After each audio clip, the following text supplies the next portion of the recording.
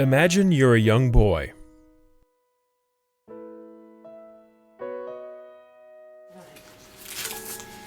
You expect to grow stronger every day.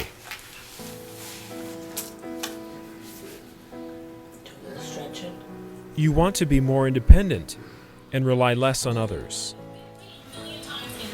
These are his orthotics that are going to help pull his toes up so he doesn't trip.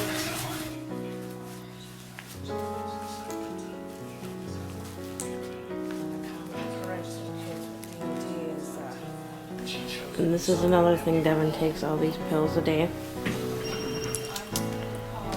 He's been taking them since he's been about 4 years old. He takes the steroid prednisone in the syringe, a calcium supplement, Tums, which is another calcium supplement, Zantac for the upset stomach that is caused possibly by the prednisone.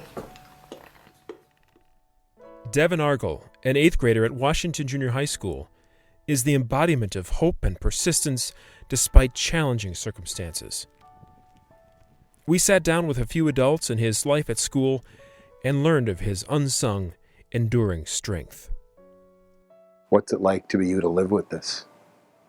Well, I don't really know any other way, so it's kind of easy, I guess. Kind of easy. Well, some of it's hard and some of it's easy. Like, you can't go upstairs or anything, so it's kind of difficult. Okay. What's easy? Well, like, sometimes, like, if you have to use the elevator, that's kind of easy or whatever. So there's pluses and minuses. So imagine that we had somebody here today that just found out they were going to deal with what you've been dealing with for all these years already. What would you say to them? Well, I would tell them that they should just, like, keep going and not give up. Like, because if you give up, then you could, like, be in serious trouble.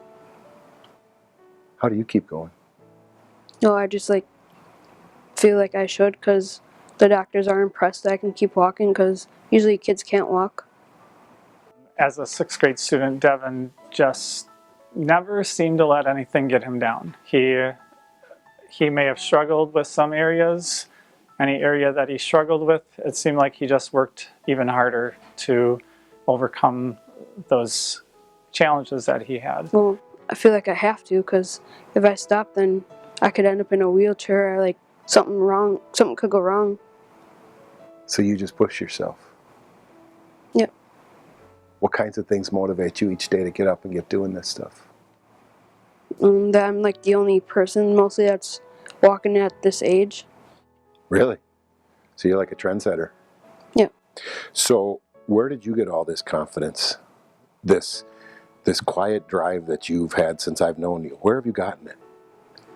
Well, I think I got it, like, from, like, some of the doctors, because they're, like, impressed, so I feel like I should, like, keep trying to impress them, so, like, they'll, like, think that they'll have a cure soon or something like that. Because he is so courageous and he has an inspiring story, so with those qualities, the courage and the bravery, and with his story, I think he is going to do things that will inspire and encourage other kids and perhaps adults as he grows into adulthood.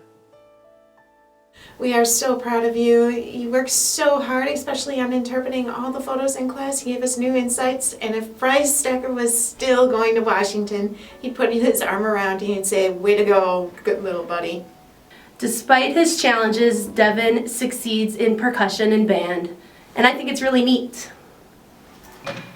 The way Devin carries himself, he walks into science and he never looks grumpy, and he always looks like he has a good attitude.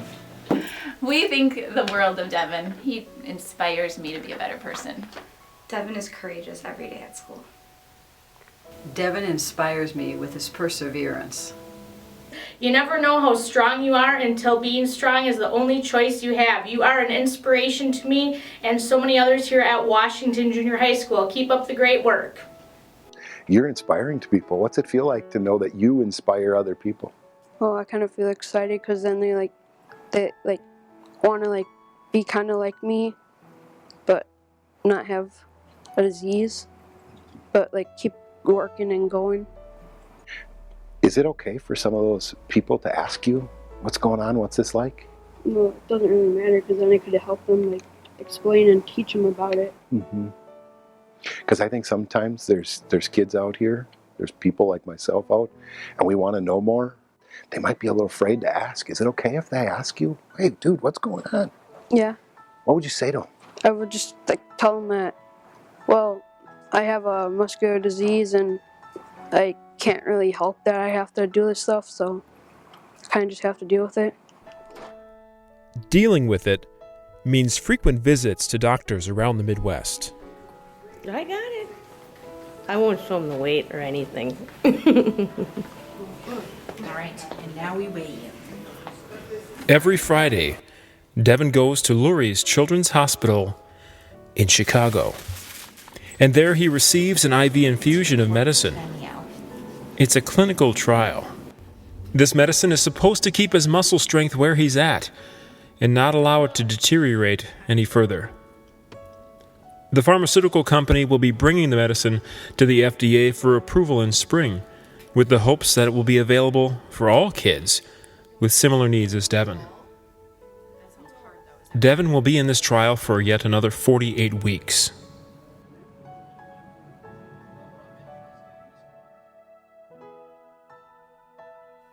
You know, people got to know him very well in those 4 years that we had him. And less and less did people ever see him as a person needing accommodation.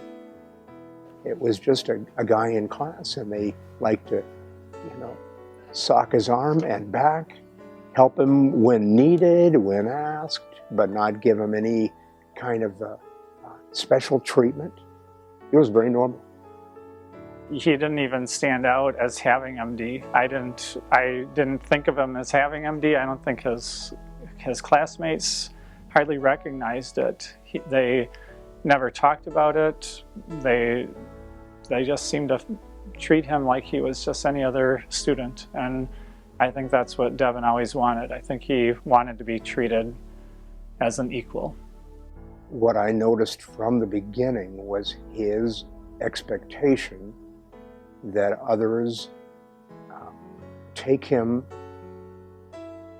and everybody with respect.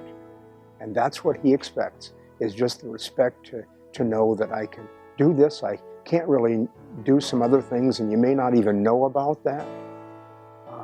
But that if we're all helping and respecting each other, then we're all going to grow. It's not about growing for him or growing to know the things that are giving him issues. It's knowing each other, and that's what he's after. And that's what makes him a hero to me. Can I just say thank you? Because truly you have been an inspiration to me. And the little bit, and I feel like little bit that I know about you, and the little bit I know about what's gone on up to this point, and all the doctors and all the appointments and all the tests and all the needles and all the stuff, that stuff aside, it is that heart of yours connected with that amazing brain of yours that inspires me to keep moving myself. And you're going to continue to inspire other people, I'm telling you. Yeah.